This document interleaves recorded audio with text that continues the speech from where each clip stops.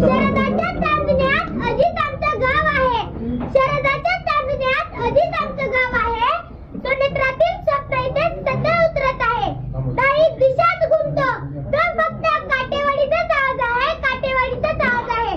नमस्कार, मी देवश प्रज्ञा लखन पाटरकर, जिल्हा परिषद प्राथमिक शाळा काटेवाडी, इयत्ता दुसरीचा विद्यार्थी. विषय मांडत आहे जास्त राजा अजितदादा पवार. मित्रांनो, वरील काही ओळींवरून आपल्या लक्षात आले असेल की माझे गाव आहे पुणे जिल्ह्यातील बारामती तालुक्यातील काटेवाडी.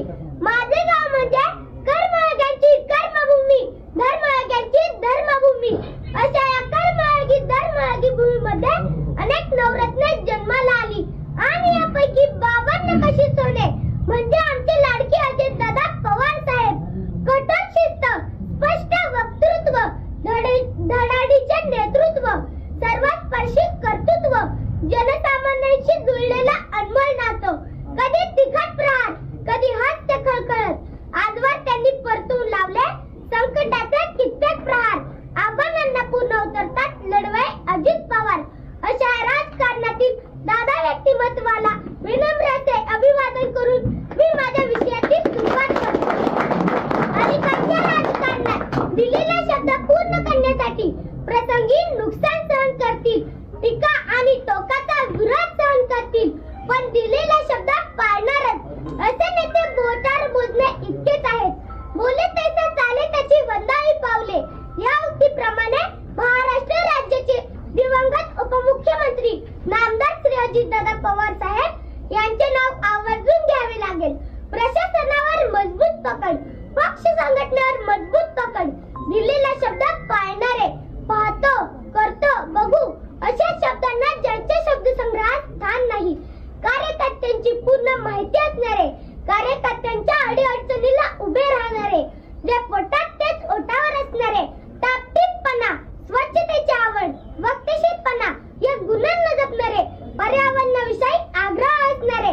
महाराष्ट्राच्या राजकारणातील एकमेव उदाहरण म्हणजे श्री अजितदादा पवार. दादांकडून आलेली काम प्रशासनाच्या पातळीवर गतीने पुढे सरकायची. याचे कारण ते वेळेवर झाले नाही, तर दादांच्या रोषाला सामोरे जाण्याची तयारी अधिकाऱ्यांना ठेवावी लागेल. दादांचा आग्रह जनहिताच्या कामासाठी असायचा, त्यामुळे दादांकडून आलेली कामे वेगाने मार्गी लावली जायची. म्हणूनच प्रशासनात दादांचा जेवढा दरारा होता तेवढा आधारही होता. दूरदृष्टी, धडाडी, अचूक नियोजन, अचूक धोरण, अचूक निर्णय क्षमता यांच्या जोडीला माणुसकीचा ओलावा जपणाऱ्या या सामर्थ्यवान नेत्याच्या रक्तात फक्त आणि फक्त विकासाचे ध्येय विणलेले होते. पिंपरी चिंचवड आणि बारामती सारख्या शहराच्या शिरावर डोळे दिपून टाकणाऱ्या विकास कामाचे कोंदण लावणाऱ्या अजितदादांच्या हातात राज्याची सत्ता आल्यानंतर महाराष्ट्राची प्रगती ही तितक्याच जोमाने होऊ लागली. यात मात्र शंका नाही.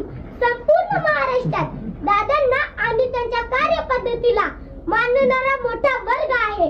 चुकीच्या कामांना दादा परखडपणे विरोध करतात, तर लोक उपयोगी कामात अडचण आली तर त्यांचा परखडपणा कामात दिसतो. काम झाल्यानंतर त्यांचे महत्व व दादांची कल्पक दृष्टी लोकांना समजते. महाराष्ट्रातील सर्वात कार्यक्षम नेता कोण, तर ते अजितदादा पवार होय. सकाळी 6 वाजता कामाची सुरुवात केली, रात्री 1-1:30 वाजेपर्यंत वर्षातील सर्व दिवस सलग काम करण्याची क्षमता असलेला एकही नेता राज्यात सापडणार नाही. प्रचंड प्रवास, दिवसभरात हजारो लोकांना भेटणे, अधिकाऱ्यांच्या सलग बैठका घेणे अशी सगळी कामे दादा तितक्याच कार्यक्षमतेने करत होते. म्हणूनच मी म्हणेन, अशा अनेक गुणांनी संपन्न असलेले माझे दादा एक अद्भुत रसायन होते. अजित दादा हे दूरदर्शी, वास्तूक विशारद होते. बारामती, पिंपरी चिंचवड अशा शहरांना घडवत असताना सोना ज्याप्रमाणे दागिन्याची कलाकुसर करतो, त्याच बारकाईने प्रकल्पाच्या अंमलबजावणीवर लक्ष ठेवले. या प्रकल्पाच्या भव्यतेमुळे ही शहरे आज महाराष्ट्रात एक नवीन ओळख निर्माण करीत आहे. अचूकता, कलाकुसर आणि गुणवत्ता यांचा मेळ दादाने एखाद्या वास्तूक विशारद प्रमाणे ही शहरी घडवली आहे. ज्ञानपीठ पुरस्कार प्राप्त श्रेष्ठ कवी विंदा करंदीकर यांची प्रसिद्ध कविता मला आठवते. जनतेच्या हृदयामध्ये अन्यायाची कळ आहे, जनतेच्या बहुमध्यात सागराचे आहे. जनतेच्या हृदयामध्ये अन्यायाची कळ आणि जनतेच्या भाऊमध्ये सागराचे बळ ज्याला ओळखता येते तोच लोकप्रमुख राज्यकर्ता होऊ शकतो. राज्यकर्त्याचे हे गुण लक्षण ज्याला यथार्थपणे लागू पडले असे राजकारणातील एक नाव म्हणजे श्री अजितदादा पवार. महाराष्ट्राचे माजी मुख्यमंत्री वसंतदादा नाईक यांच्यानंतर महाराष्ट्राच्या राजकारणात दादा म्हणून मिरवण्याचा मान मिळाला तो फक्त अजितदादांना.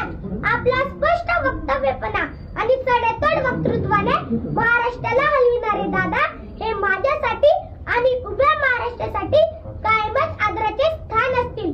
आम्ही त्यांच्याकडे आदर्श म्हणून पाहतो. म्हणूनच अजितदादा यांच्या बाबतीत म्हणावे लागेल, you can love him, hate him, but you can't ignore him. तुमच्यासारख्या आणि माझ्यासारख्या असंख्य व्यक्तींचा आदरवड असलेल्या दादांना माझ्या शब्द रूपातील श्रद्धांजली मी पुढील काव्यात व्यक्त करतो. हिमालयही तरतर कापतो जेव्हा सह्याद्री उभी राहते. वादळांनाही थांबावे लागते जेव्हा सिंह चालू लागतो. जेव्हा नेतृत्व दादांकडे येते तेव्हा महाराष्ट्र सुद्धा वेगाने दौडू लागतो. महाराष्ट्र सुद्धा वेगाने दौडू लागतो. जाता जाता एवढेच म्हणे, बलशाली हुआ महाराष्ट्र नवा, अजित दादांचा मुख्यमंत्री व्हावा. या माझ्या स्वप्नप्रमाणे महाराष्ट्रातील दादांवर प्रेम करणाऱ्या तमाम चाहत्यांच्या मनातील अर्धवट राहिलेले स्वप्न मनाशी कवटाळून तुम्हा सर्वांचा निरोप देतो. जय हिंद, जय भारत, धन्यवाद. पुढे लिहिलंय दादा कारुटे आपल्याकडे.